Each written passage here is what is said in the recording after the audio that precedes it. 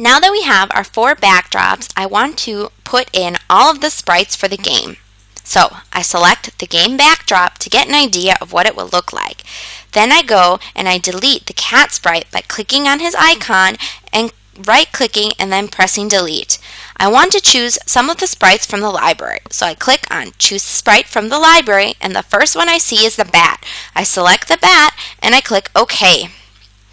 I notice that the bat is really big, so I want to shrink him. I do so by clicking on the icon shrink with the 4 arrows pointing towards the center and then clicking on the bat to make him to the correct size. Now I need to get another sprite from the library. Let's find the little girl walking. So I scroll down and I find girl walking. Then I click OK. She's also really big, so I need to shrink her. I do so by clicking on the shrink button and clicking on top of the girl to make her to the size I want. That's great. Now I can go back into the sprite library and I can get the key that she wins at the end. So I'll scroll down to find the key. I select it and I click OK. Now I drag my key to the right side of the screen where it was when she found it.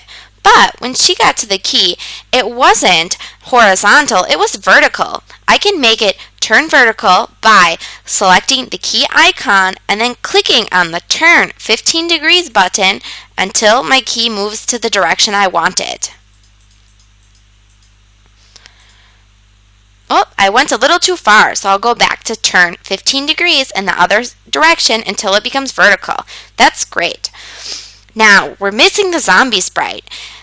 As we remember from the previous lessons, the zombie sprite doesn't come from in the library, it comes from a file. So I need to upload an image file. So I click on the folder that says Upload Sprite from File. I find my zombie image file, which is a PNG file, and I click OK. Now, my zombie's also really big, so I'll need to shrink it by clicking on the shrink icon and clicking on top of the zombie to make it to the appropriate size. That's perfect. Now I want to drag all my sprites into place. The girl goes into the left side where she starts walking, the zombie goes right next to her, and the bat goes in between the zombie and the key.